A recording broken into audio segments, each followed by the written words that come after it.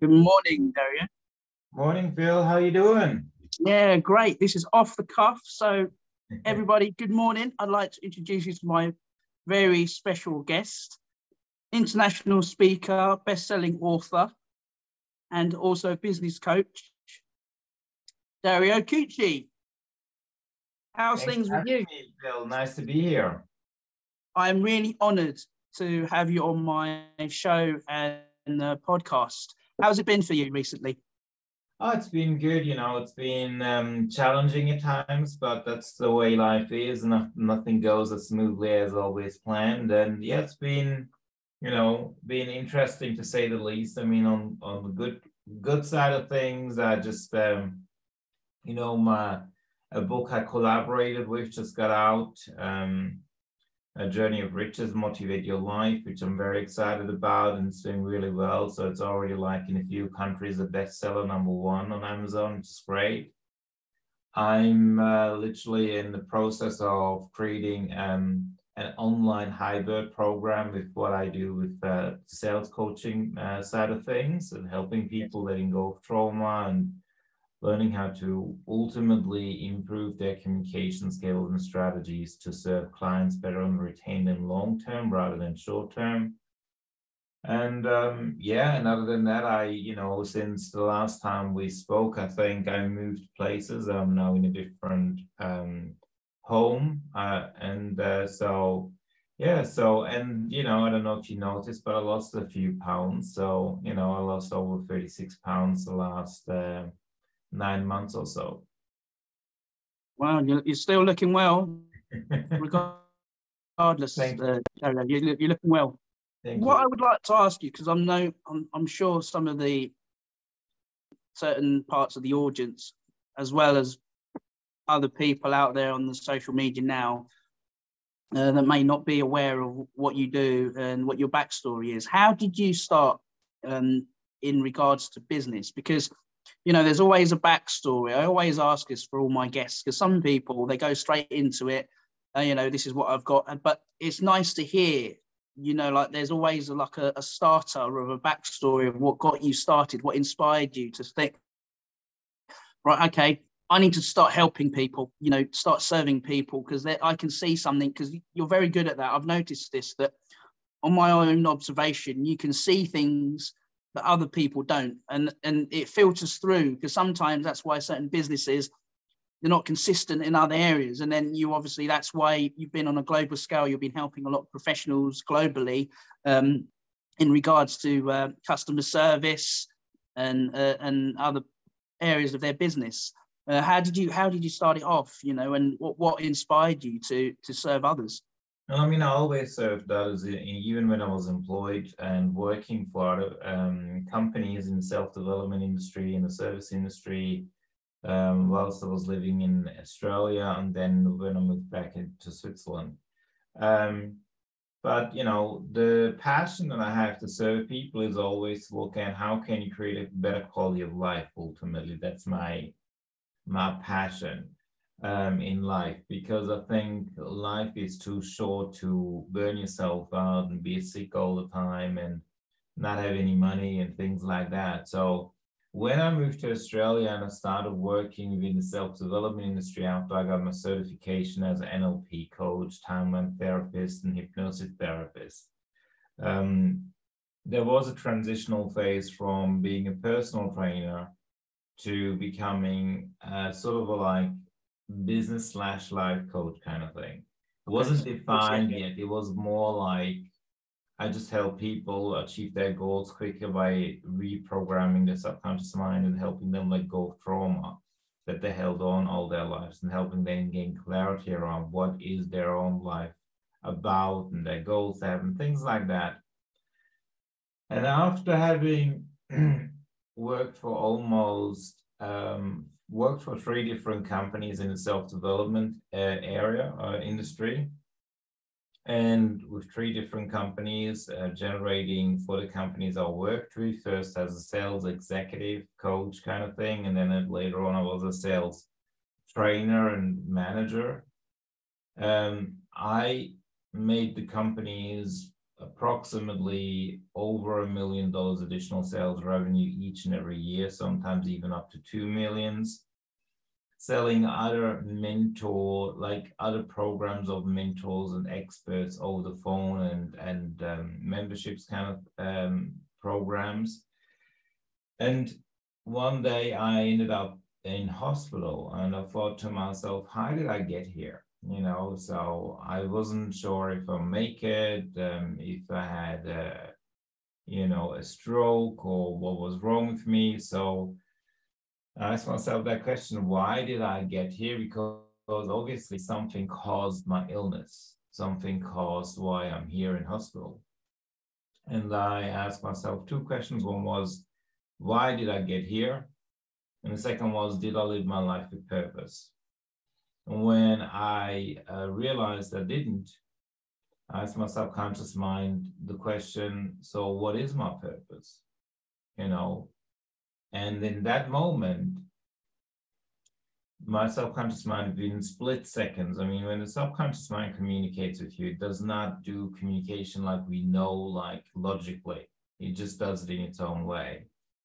It showed me pictures, like it was almost like a short movie in showing me that I'm the expert.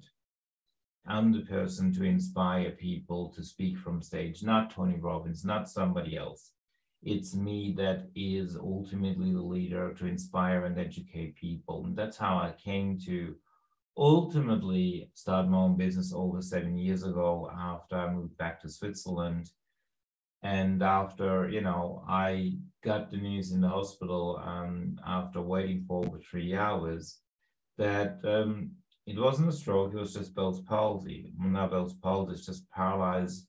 Your face is partially paralyzed, and the doctors really don't have a clue on how to heal it. That's the honest truth. They just give you medication to bring down the inflammation of the nerves that have been damaged and in the facial area, and then that's pretty much it. And the rest is a kind of like alternative medicine work from Chinese tea that you cannot drink because it's so awful, down to acupuncture, down to hypnosis, down to rapid transformation therapy, anything to ultimately heal your body and mind, to to heal yourself and the nerves. And that's ultimately was my journey to get started in business, because I thought to myself,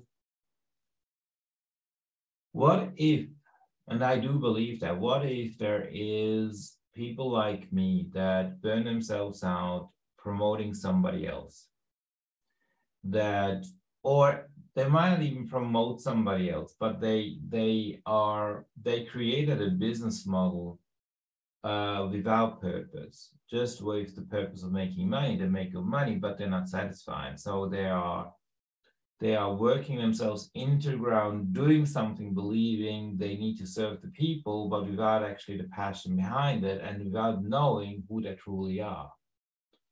And as a result, they compensate and they let go of their health and they let go of things that are important to them, only to make money to support their family and doing things because they believe that is what they're supposed to do.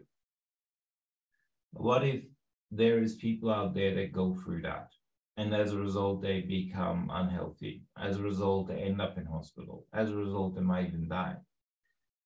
What if I could prevent that from happening? And so that's ultimately one driving force that I have. I want to prevent that from happening. I mean, I can't prevent people from dying, that's not in my power, but I can prevent them from living a life without purpose and working themselves into the ground, doing the things wrong, or doing the things as everybody else does, noticing that every year they need new clients, every year they're chasing new clients, every year they are not necessarily, they are making money, but they're not actually progressing beyond what they're capable of doing because they churn and burn through serving their clients. And so another thing that I want to teach those people, entrepreneurs, coaches, small business owners, is how you can change that by knowing your purpose, knowing the blueprint on how you want to serve your clients, not only short term, but long term, so that the clients that you have will not necessarily stay with you for 1 year, but for 4 or 5 or 10 years. And that's ultimately what I'm here for. And that's how I got into business and do what I do. And ultimately, that's my passion as well. Oh, that's brilliant, Dario. You know, one of the other things I'd like to ask you as well, because obviously this is unedited, unscripted, so it's all, there's going to be some parts of this which won't always be shown because there's going to be some bonus parts. So it'd be great for other people to be intrigued of what you have to say. The other thing is, in regards to the business and what you're doing, how do you come across connecting with these type of caliber of clients? Because there must be times where, you know, you get someone like myself, you know, that's intrigued, you know, anyone that ends up getting referred to someone to your platform of service. Because I know I've noticed that it was Joe Romero, and he introduced me to your services and other people on your platform. And I'll never forget this, because I didn't realize I was amongst all these great coaches like yourself. And I remember the first time I met, it was Paul Preston with a property, and then involving property. And then the second one was Douglas Verman. In the well, he's doing acting now. He's also doing some, I think, going back into coaching, I think when he's available. But he's been pretty busy with that, and also I'm getting some coaching myself at the moment. It's an ongoing coaching with Robert J. Moore. They're both fellow Canadians. Now, what I find is quite surprising. Some people tend to feel that there's people out there that are not in these sectors or these areas. How do you find these people, you know, being able to sort of say, well, and they come to you? Because there must be somebody that will come to you and say, like, Dario, I know there's this section here of business or this area of my life. How do you direct them into that area? Because, you know, when you have that platform like myself, I remember when I came in, I thought, oh, this is great, because I got a little bit of coaching from Daniel Warburton, and that was an honor getting that from Daniel Warburton. My first ever coaching, and in regards to confidence coaching and my breakthroughs and everything, with Joe Romero as well. And we both benefited from it. I'll never forget that. That was my first ever encounter having some coaching. But yeah, what I'd like to ask you is, how do you get to that stage where you are being able to say, well, look, these are the coaches that I've got provided, and you're able to direct them in those areas. It's not easy, because, you know, I know you've got the platforms like LinkedIn, so other social media platforms, you know, LinkedIn, Facebook, things like that, and even Google. But, you know, it's great for like yourself, you know, you're like the other person that can direct them directly, you know, rather than like you could scroll all the way through and you think, oh, there's a coach here, I'll click here, and then you don't know how long they'll be able to get back, because you're all busy people. You don't know when they're going to be on, you could be on their waiting list. How is that possible for you to be able to do that, and how do you find them?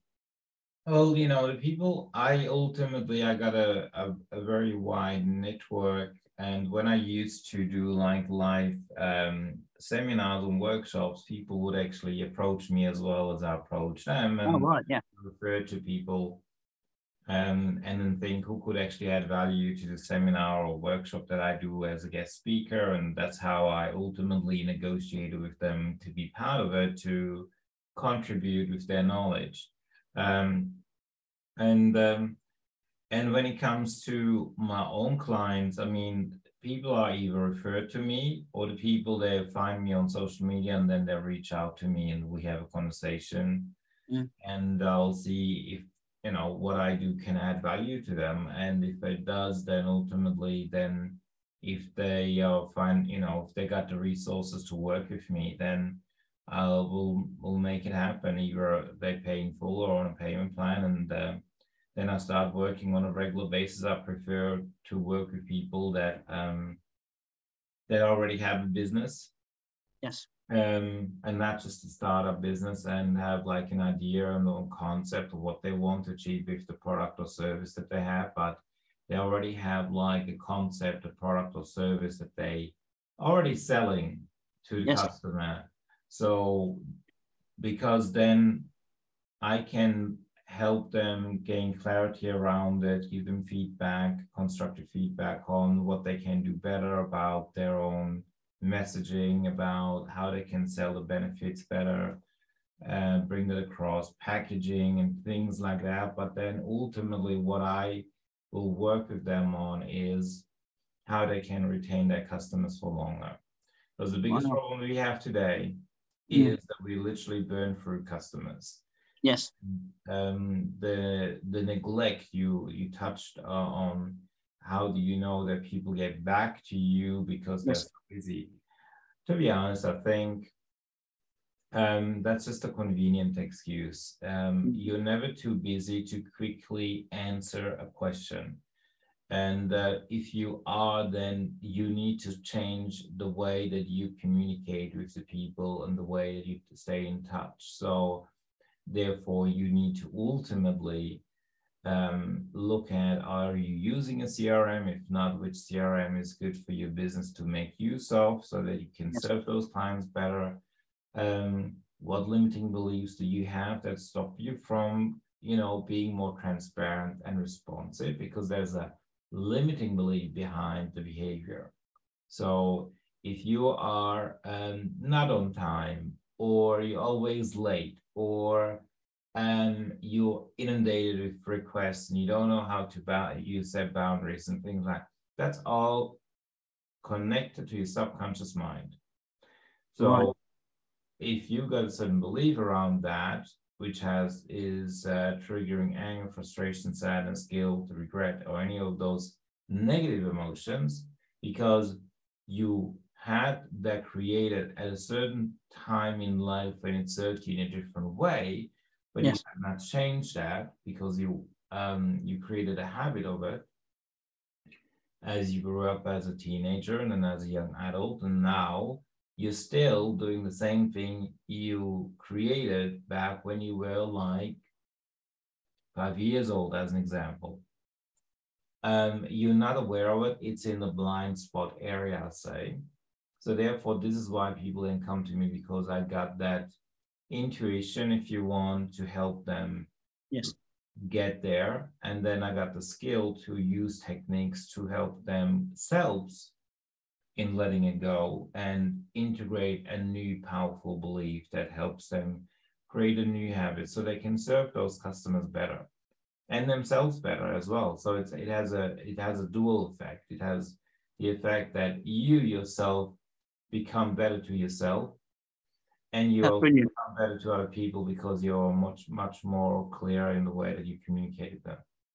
It's brilliant because, I've noticed that over time, even witnessing the way people are with business, I've noticed that when you communicate in a particular way, like the people skills, some people they're either more empathic, more intuitive with the customer, and then they're more understanding, whereas it's sometimes it's hard for people to understand from not just the business point of view, but also as the customer. Now, when you've got that understanding between each other, the business expands in a way where it can surprise you, because you don't realize that it's good to have those type of people skills, and you can bring that out, the best in them, because there's nothing worse where you can get the frustration out behind closed doors and all the concerns and everything like that, but then when you absorb that and you push that out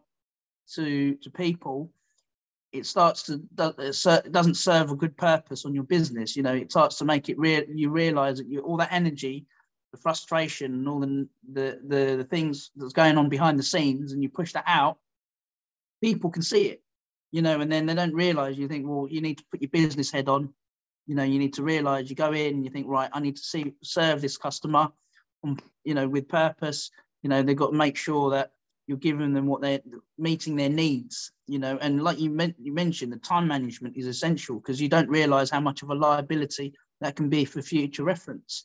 You know, I remember I was reading an article where there was this guy, I was reading up on it, and there was a gentleman where he was speaking to him. He arrived late for an interview, and he thought, right, okay, he's got all the right attributes. It ticks all the right boxes. It's not a tick box exercise, you know. And then he met him.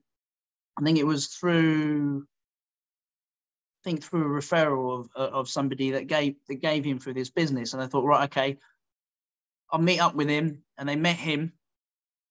And then after several years later, other people were saying the same thing, like yourself. It's essential to have that time, because it makes it look like as if, secondly, they don't take you seriously or taking the business seriously or anything like that. And then thirdly, when you go into business, the customer or yourself, that's their time you're using up, and you're wasting your own time, valuable time, where, you know, somebody else is taking you seriously. Could be sitting there thinking, right, okay, this could expand into greater things. And then you don't realize that they could potentially be a liability, you know, to that business, you know. And then I think it's also the mindset, you know, how to change that. What is the most sort of tackling sort of challenge that you have come across with most, you know, with people, you know, in terms of that, with customer service, you know, serving others, you know, and their sales, you know, what's the most challenging part of that you've noticed with yourself? It's not necessarily, I'll put it this way. I think the biggest challenge that I find from a marketing point of view and from just a sales point of view about people in business, in the coaching and self-development industry, but also in the service-related industry, is that they're almost like in a hypnosis of denial. And what I mean by that is, like, there is like literally people that are doing really well, and they think, well, you know, every 3 to 6 months I got new clients, so I'm doing really well. And I'm fine with the way it is. I don't need change. And this is the biggest downfall, yes, that you can make, thinking that you know it all, that you don't need change, and that everything is fine. It's like that. If you're in a hypnosis state, it's almost like you have somewhere like a cut, but you don't look at the cut. You know it's there. You cut yourself with the paper, but you're watching the television. Your hypnosis is like, oh, this is funny. This is fine. Yeah, I cut myself with the paper. And there's a cut, but I'm not going to look at it. I just keep on looking at the television and enjoying myself watching comedy. And everything is fine and everything is great, even though there is this cut that is bothering me. And then at some stage, you look at the cut, and now your brain triggers, there is a cut that's hurting. Yes. Look at that cut and it's hurting, and you go, yeah, okay, so I'll just put over a Band-Aid and it will be better. And this is the problem that we have today, because when you're looking at the personal trainers, consultants, coaches, especially people that are selling high-end programs, what do? They offer a solution that is short-term. And they don't think along the lines, how can I serve this client long-term? That they might maybe if they're really good, they look at maybe midterm. But midterm for me means 2 to 3 years down the line after they initially started the client. And most of them don't do that. So what they do is they go, I got a 3, 6, or 12 months program, and after that, who knows what. And so the biggest challenge that I find is to wake them up out of that hypnosis state that they're in there, in order to be honest with themselves and go, there is a cut. So how can I now, instead of putting a Band-Aid over it, learn so that I don't cut myself anymore with that piece of paper, be more careful, and B, when I do have a cut, how can it heal quicker so that I can move on quicker from it and not get, distracted by that cut all the time. Because there's two things to it. One is when you're selling a high-end program, what comes after when the person reaches their goal with you, and what comes after if they don't reach their goal with you that you promised them they would. Right. Because it's all good and fancy in the beginning when you'll have that initial conversation to sell your service. But then when the person doesn't feel they get the value or they didn't reach it for whatever reason, you need to ask yourself, so how can I serve this person better so that they can reach that level that we are initially said we would? Ah, okay. And there are two things to look at. One is the customer applying themselves with what they're learning from you, or are you giving the customer the right tools, resources, and information they need to apply to progress? And it can be sometimes a mismatch. Sometimes the coach, consultant, or even personal trainer, or anybody in the industry is giving the customer the right tools and information, but the customer isn't yet ready to apply it because of lack of confidence, because of being overwhelmed, because of whatever. So then if out of 10 customers, 9 do it and this one doesn't, how can you now get this one customer to do it themselves? What else can you do to support them on their journey? Or do you need to let them go? Or is there something else that needs to be addressed about it before he uses those tools? And this is what I ultimately end up doing with when I coach people and mentor and do work with my clients. I look at what's your behavior towards your customer, how do you change that, what can you do in regards to your program to be more flexible, so that you can serve them not only short, but also long term. And then what's happening after that initial stages when the customer starts with you? Where do you want to take it? How do you envision the journey to be with them? Because now that they've purchased from you, if you keep them happy and you keep them on track and listen what they say and how they say it, then you can come up with solutions. Sometimes the solutions involve you doing the work.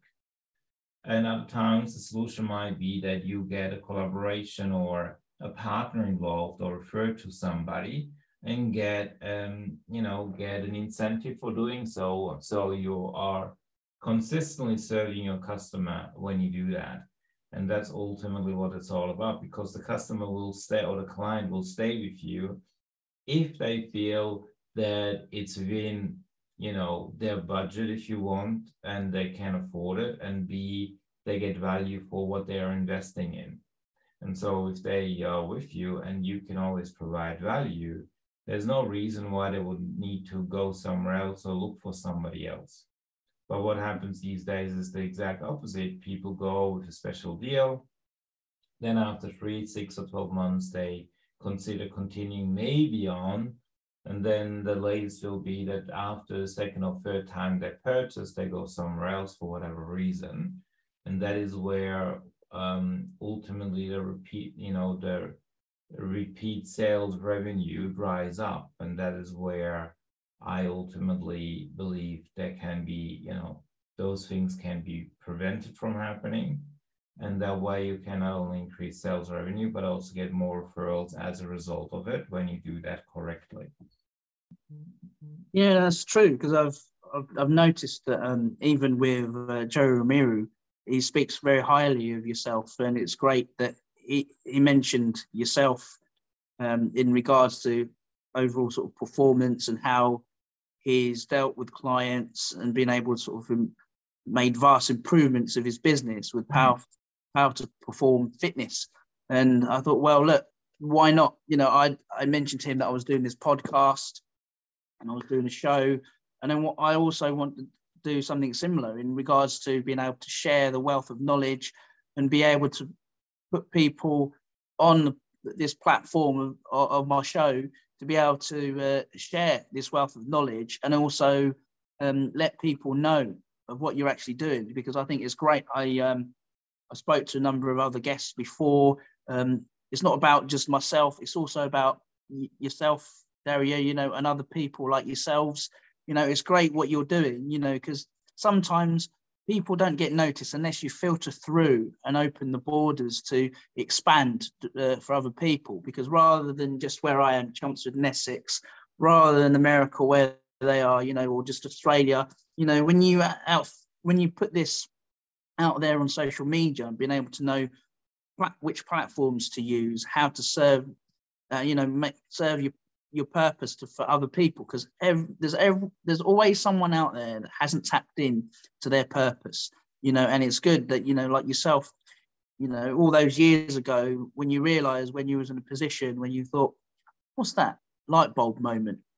And like you mentioned, that it comes across, sometimes you don't know where it's coming from. It just tells you, and it guides you into that position where, here you go, this is what my purpose is. Some people are not fortunate to be able to find what their purpose is until something happens in their life to make them realize, look, what do I need to do?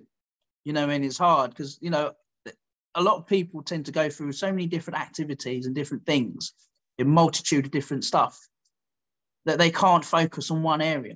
You must have one, clients before you think, well, what do you want to do? Which area of business do you want to scale? What do you want to be able to do? Stuff like that, in regards to scaling your business, your marketing, your branding, your customer service, all of that. And you've integrated that, which is all great. It's awesome to hear. You don't always get that, under one umbrella. You do, usually you only get one section to do that, or one area to do this, one area to do that. And then you have to multiple coaches, whereas yourself, you put it under one umbrella. How long did that take you to realize that you was able to have these type of abilities and skills? Was it due through your own life experiences integrated with, your job, or was it something that you thought, right, I need to do something here, through my speaking, NLP and all of that? How did you manage to figure out? Because sometimes some people, it takes such a long time, and you manage to do that and integrate all of that into one. Well, I mean, the ultimate, when I had the seminar, the Ultimate Entrepreneur, I learned a lot from those people that were, my guest speakers. And each one had a different skill set and different expertise. And, I'll say this much. I mean, my expertise is reprogramming the subconscious mind and helping people let go of trauma and help them energize their subconscious mind's learning so that they can evolve and empower themselves and transform into a better version of themselves. My expertise is in sales and customer service and communication and leadership. And then when it comes to social media marketing, I mean, I have evolved over the years with it.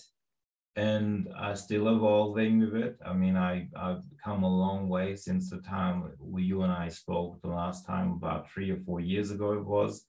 So, and I always work with experts, and I don't find myself to believe I'm too good to learn more. I always do believe I can learn more, I can do better. So I always strive to work with other experts as well and get their advice and, ultimately take on their feedback and then apply it to myself and see what works, what doesn't, because there is no one solution that fits everyone. You have to find a way to make it your own, really. And the reason I I was able to do what I'm doing now when it comes to combining my knowledge and experience comes from literally keep on investing in myself, in my own development, and applying it myself as well. Applying what have I been taught by certain people. See, does it work for me? If it does, great. If it doesn't, let it go and move on and do the next thing. And that's how you ultimately filter out the good from the not so good, and then you can say, okay, this works for me, this strategy doesn't work for me. I need to ultimately do this in order for me to generate leads. And I need to do that when it comes to ultimately who I filter through to work with and who I don't work with. And until recently, I even took people on board to coach that weren't ready to serve. They didn't even have a business plan. They just had an idea, a concept, and maybe a product that's online, but they didn't have any clue to where they want to go with it. They were, so recently I said I no longer will work with people like that, because it's just I need to literally, the time that it involves to work with a person like that is almost, and I'm not kidding you, it's like 10 times more time and energy than with somebody that has a clear idea, that has branding, that has a clue about what their messaging is about. I'm not saying they're definite, they have a clue, and then they have a service or product that's ready to go. And now it's literally just repackaging, tweaking things, looking at their communication flow with their customers. Do they have automations? Yes, no. If, how do they do it? Is there things that they can be improved on? Where are their limitations? So let's let go of those limitations and integrate new beliefs. How is their entire behavior when they're communicating with customers? Where can I give them feedback to practice a different way of going about it? And then we can practice it so they can close more sales and handle objections better. How is their emotional intelligence working? Do they have the emotional intelligence that when they're under stress, that they don't compensate, but instead take a step back and ultimately learn how to shift their thoughts and emotions to go from negative into positive within seconds? Or do we need to develop that? Those are all things that what can they do to retain their clients in order to do follow-up calls or follow-up meetings and asking more quality and deeper questions so that the client goes, well, that's a really good question. I actually want to continue working with that person because they're asking the questions that nobody else has asked, or they have insights that I need or want. To give you an example, I have been with my coach that I never met in person. I always, he's in Canada, so I never met him. Yeah. But I've been with him for over 3 years now. And I wouldn't want to change my coach, for instance. Yes. Because he adds value to who I am and what I do, and he understands how to instinctively tap into what I need in that moment when we catch up and ask the right questions, tell me metaphors or stories and make it relatable, and then give me a different perspective and asks me questions that gives me a different insight.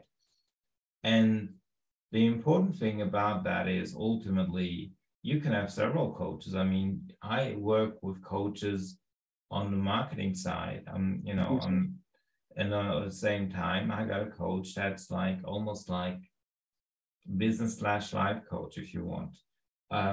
But that's okay, so you need to find a way to make it your own. And the biggest thing that I find, the biggest mistake that and is under the false promise that is being made out there, one solution fits all. And no, it doesn't. Yeah, it's true. It's that selling point that ultimately that I don't like, because it's a false promise. There are programs that I tried out, literally tried out the last 3-4 years in regards to marketing. And some work and some just flat out didn't. And the marketing was in regards to lead generation. So, you know, scaling and getting leads. And, you know, I'll tell you one thing. I mean, some just flat out didn't work. And it has nothing to do with me or who I am or my approach or anything. It has more to do with that I'm a deeper person. So when I end up talking to you and chatting, there's a rhythm to it that I need to find that is in the Zen zone. I haven't found that yet, to be quite honest. I haven't found that Zen zone. But I know who I am. I know my branding. I know my purpose in life. So I don't need to go through all of that.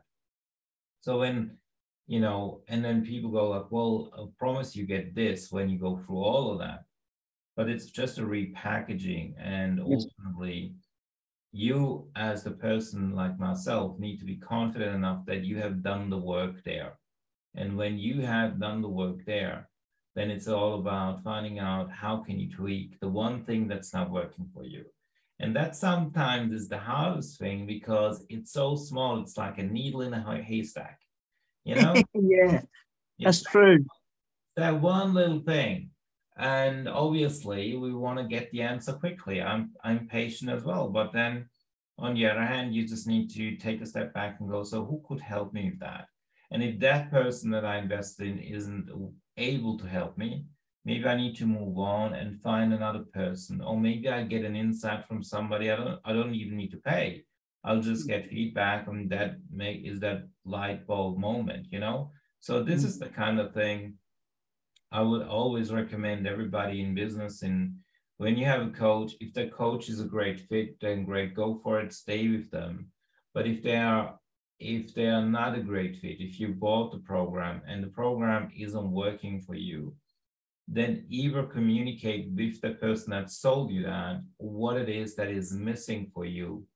And if they get it, they can continue working with you. And if they don't get it and they're willing to adjust, give them a chance to adjust, give them a chance to allow them to deliver the service and value to you, and also take accountability for your own actions. Maybe sometimes you not looking at that. If you don't, and you're just doing the blame game, then it's not very beneficial. But, you know, if you're taking accountability and you say, okay, so what have I worked on and what am I certain about and where are the things that I'm not certain about?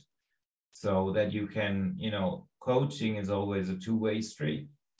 A coach can only work with a person that's willing to be worked with. You cannot work with a person that thinks they know it all, and you cannot work with a person that ultimately that is making excuses. I once had passed a client where she was like literally saying to me, I want to, on one hand, I want to make sales now. And on the other hand, I want to sell what I sell to corporates. So on one hand, I want to make immediate sales because cash flow is, you know, not there ultimately. Of course. Then you go with private clients. You do this, and this through consulting and doing this, and selling your video mentoring program and things like that.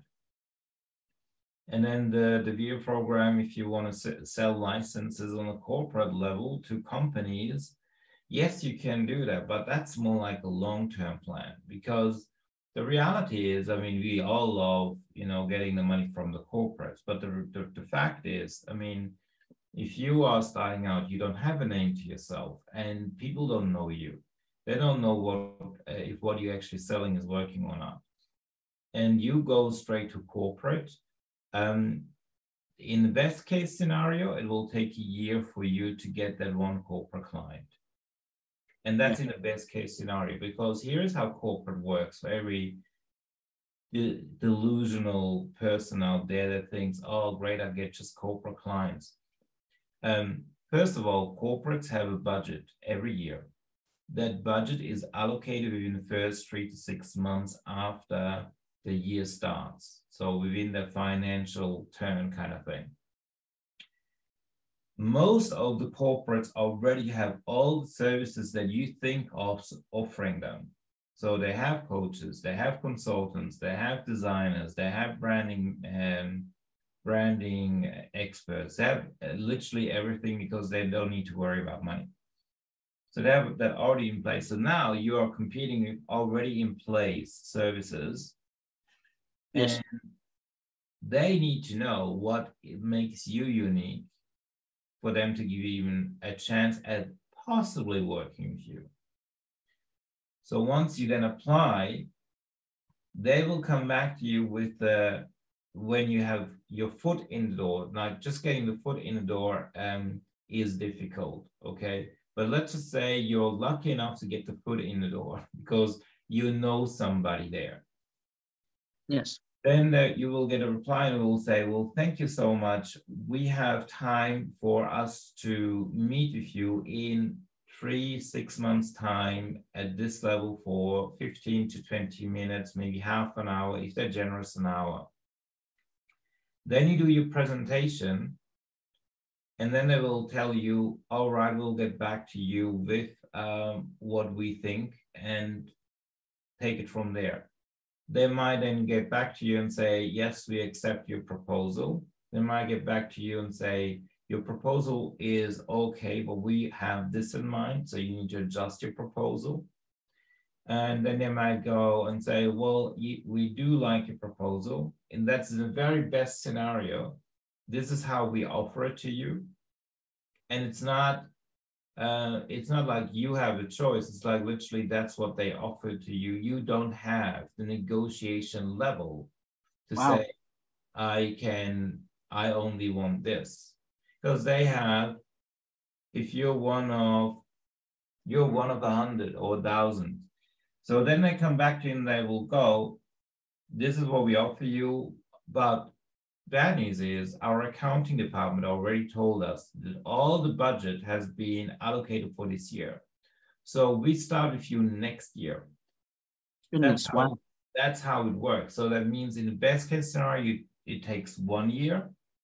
In a worst case scenario, it might take 2, 3, 4, 5 years until you get that $1 million deal of a corporate. And the reason that is because a corporation is huge. They make millions, billions of dollars a year. They don't need you. If they choose to want to work with you, it's because they choose to, not because they need you. And that's the difference between corporate and small businesses. Small businesses do need you. They need you more because they don't have that budget. They don't, of course, they always have a choice as well. It's not like they're desperate, but they are much more responsive and much more like decision making. Yes. Because it's either a solopreneur or small business with a team, or it is a person that's ultimately running their own business all by themselves. So they literally go, yes, I want this, I need you, and I can afford it, I make the decision. And this is where sometimes people need to just be more realistic and not delusional about themselves in regards to what they want to achieve. And that's ultimately one of the things that when it comes down to creating business and having business, you know? Yes. The other things as well, what during sort of obviously the time of the pandemic, how did you manage to sort of adapt and adjust? Because there must be quite a lot of people where they're used to seeing each other on a face-to-face basis, and even on here, you know, like what we're doing now. You know, I did mention this quite a while back before this happened, that, you know, I wanted to, you know, actually sort of off the cuff, I wouldn't mind doing something with yourself in the foreseeable future, because, you know, my idea was to be able to do something similar to what we're doing now, but obviously off the record, you know, there'll be something that we'll discuss off here. Just to let you know, folks, Dario, if you want to be able to get hold of Dario, please feel free, you know, sort of direct message me, or even for Dario, even on himself. You can find him on other different platforms on social media, on LinkedIn and on Facebook, Instagram. He's on Instagram and some other areas. Yeah. Yeah, you can always reach out to me through either my website. I mean, you can book a time with me through my website when you click on, you know, on the button on the website to book a time with me. And you can always Thank you. on via Facebook Messenger or, you know, LinkedIn. I'm on LinkedIn as well. So yeah, absolutely. Yeah, with regards to, you know, this is going to go totally off key, but I always surprise my guests here. Mm-hmm. If they had any superpowers involving what you do in the area of business or off business, what would they be and what would you use them for? If you had any powers, you know, like anything like that, if you had them, what would you do? Oh, you know what? If I had superpowers on a level that will make life easier, would be just basically having a wand where I go, whoop-de-doop-de-doo, on one day I just have 10 qualified leads. And ultimately, magically, just they're the right fit to work with, and that would be my superpower that I wish, because I think the marketing industry has been so confusing to what works, doesn't work. And we got a big variety of options of what we can do. It's just, it's like, you know, what is it called? Alice in Wonderland. There are so many things that you see that you get overwhelmed and you don't know where to go. And magical things that you think, oh my God, you know. And so that would be my one thing that I would wish for ultimately, if I had a magical power where I go, I can just, you know, snap my fingers and every day I have 10 qualified leads. I don't need to do anything.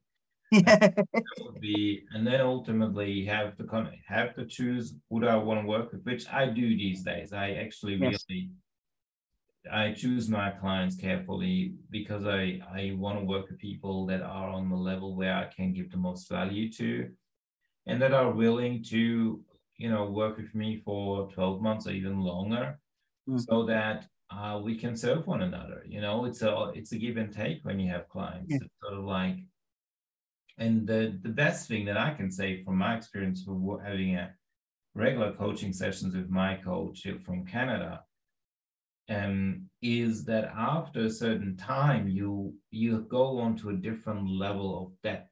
You know what I mean? Like, it's a different kind of understanding. Have a coach for 3 years than when you first started the coach. Nothing that, you know, I wouldn't say that it's, you know, it always given value. It's just, it's like in a relationship when you're married, you know, or when you're dating somebody, it's different in the first, when you get started dating, get to know the person. And then you finally get into a regular relationship, and eventually you get engaged and get married. And I mean, I'm not married, but you can tell me, I mean, your relationship with your partner right now obviously is different from when you first started dating. Very different. So obviously there's certain things you guys get each other on a deeper level that you didn't get in the very beginning. And that's the same when you have a life/business coach, or any kind of coach that you work with, even personal trainers and things like that. When you consistently with them for a longer period of time, you can achieve so much more. You know, you don't need to keep on starting from afresh.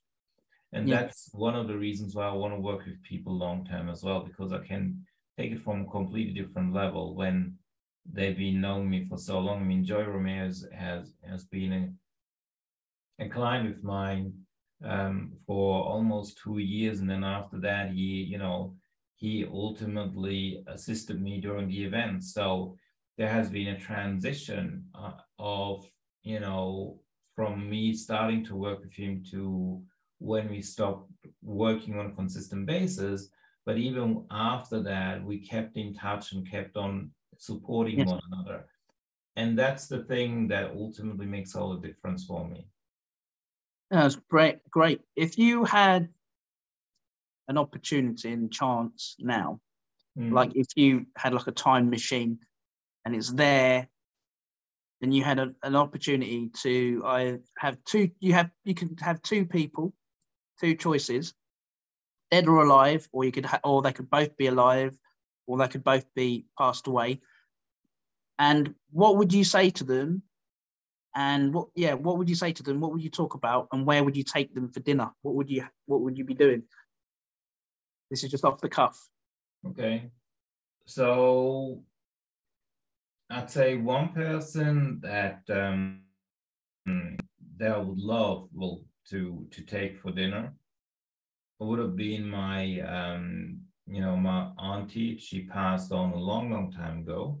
She took her own life, and I would wanted to take her to dinner before that happened, and just have like a conversation to say to her, you still have a lot of value to give.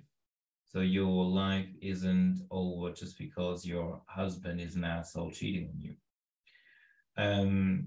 And your kids are grown up. It doesn't mean that your life over. It's at a different place, and you can still make it your own.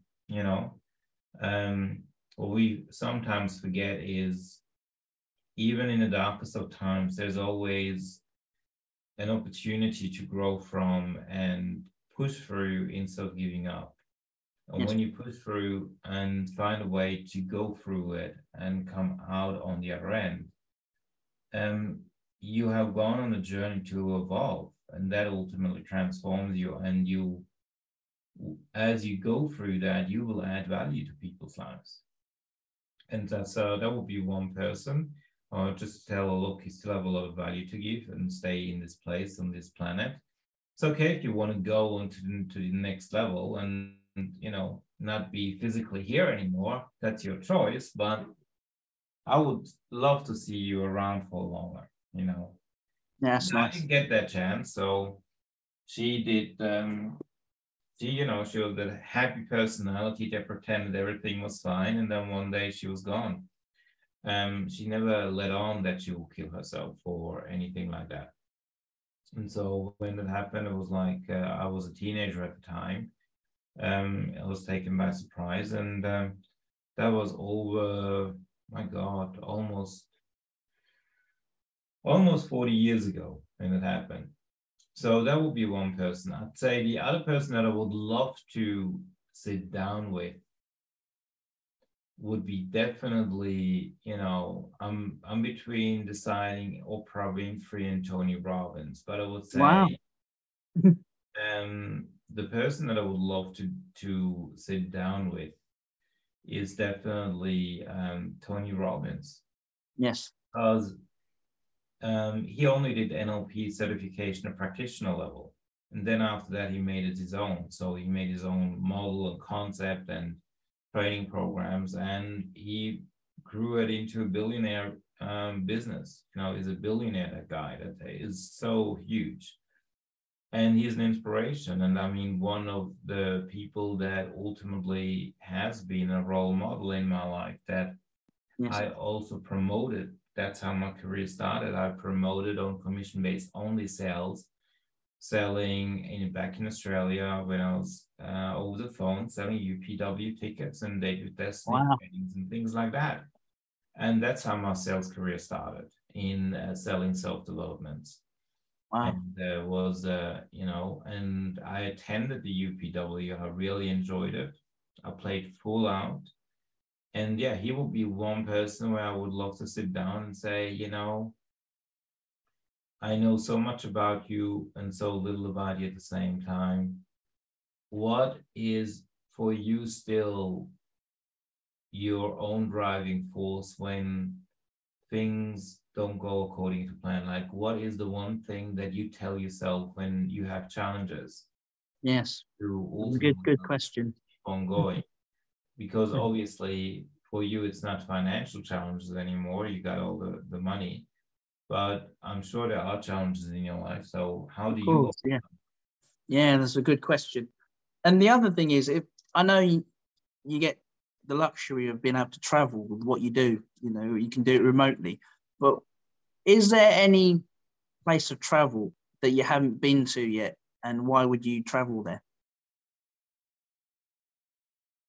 Oh man, there's a lot of places I have not been yet, and I would love to travel to. I would love to I would love to go, for instance, to Greece.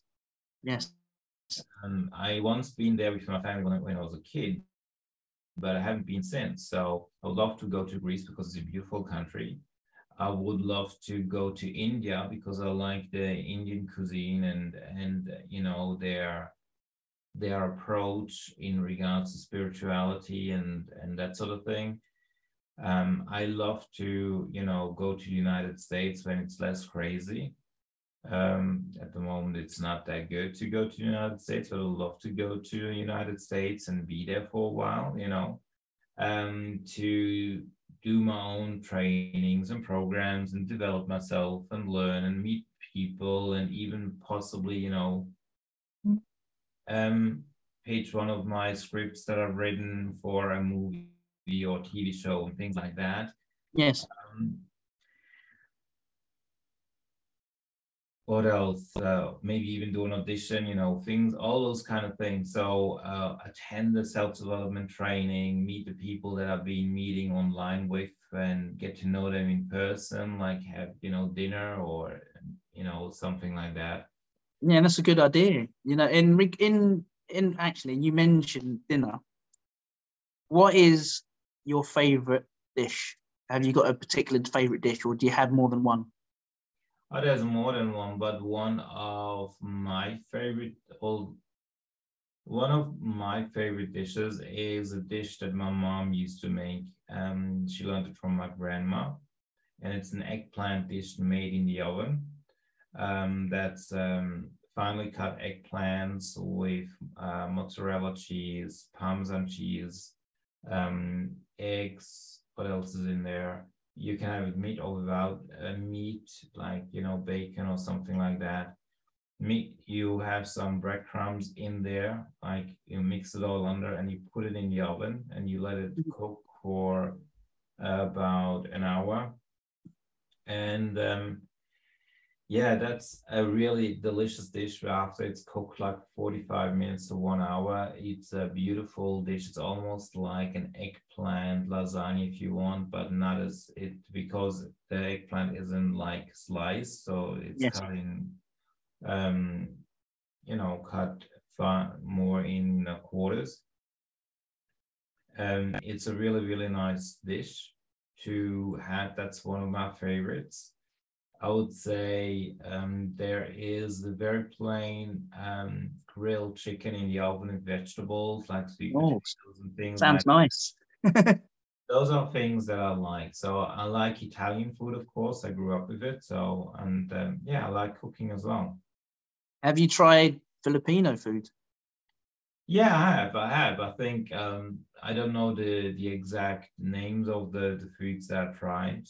I'm always open to try Filipino, even like Indian or Greek Yes, food or like of different course. Yes, cultures. Absolutely, absolutely. I'm very similar. Are you a sweet or savoury, or are you a bit of in the middle? Where are you? Which level are you at? More, I like sweets, but I actually, when it comes to what I eat the most, is savory. So I eat more savory food than sweet food. Are you a very spicy savoury, or are you just savoury and just sort of meat? What level are you at? Are you extreme, or are you just mediocre? I would say it depends on the dish. It really depends on how the heat is applied, because there is heat and then there's heat. I mean, there's like heat lingering kind of in your mouth, and then there's heat that burns your mouth. So I'm not that person that likes to eat something that burns your mouth. Yeah. When it's a little bit, you know, hot in Yes. a sense, and there's a bit of chili. Like I like, for instance, I don't know if that's from which culture does this come, but there's Penang curry, for instance, right? Wow. Yes. And you can have that in different levels of how hot you want it to be. Do you want it to be mild and sweet, a little bit in the middle of, or really, really hot? And I would say that, for instance, I can eat also hot. Whew. Whereas if it is a what is it? So like basil and chili kind of dish. where the chilies have been cut really sharply, and within the dish, they're all around it. That's too sharp. That's too hot for me, because there is no sauce to it. So whereas when you got a little bit of sauce to it, it's actually, I find it easier to eat because it's not as pungent, if you know what I mean. Yeah, that's true. And the other thing is, in regards to like hobbies and things like that, how do you find the balance in being able to, obviously you're a busy person, as you would know, when you're coaching and as your job, what do you do as a hobby or something to do like to unwind, when once you've had clients time, right, it's me time, what do you do for me time? Do you have like a hobby or a particular interest, like do you go out jogging, running, are you a fitness person, anything like that? Yeah, I mean, I go to the gym, I do workout. I also got a gym at home where I work out from at times. And then there are things like singing and acting. Those are like things that I love doing. I started doing again just recently. And I love cooking. Cooking is more something that I do for myself and when I invite people. Singing and acting is more something I do for myself and for people. And so I enjoy both of that, and also working out is again just for myself, because obviously I want to stay in shape and stay healthy. And the singing is more the creative side of singing a beautiful song and hitting the note and really practicing the craft of singing and acting, so that when I do go for an audition for something that I want to do, it serves me. And those are things that help me unwind and then have like a balanced lifestyle. Absolutely. And I used to go to the movies a lot. I'm a movie junkie, a television and movie junkie. Brilliant. So many things that I watch all the time, and I watch it with different eyes. So because I learned how the camera, I've been into camera classes and learned how the camera takes on films the entire scene and things like that. So obviously you have a different kind of appreciation for it. So yeah. No, it's brilliant. In regards to are you a spontaneous person or do you have to have routine? Because, do you have like a morning ritual or an evening thing where you think, right, I'm going to do this, right, turn my phone off, this is my time, this is what I'm going to do. Do you have anything like that? Or are you just to get up and go, do something different off course? Because sometimes, some people, they'll go, right, I'm going to do this every day, do this every week. And then you might surprise yourself. You think, well, hold on a moment. I used to do this on a Wednesday. Shall I do this? And then you go and do it. And you think, wow, I've never done this. And it surprises you. Have you ever done that? Or are you more of a routine person?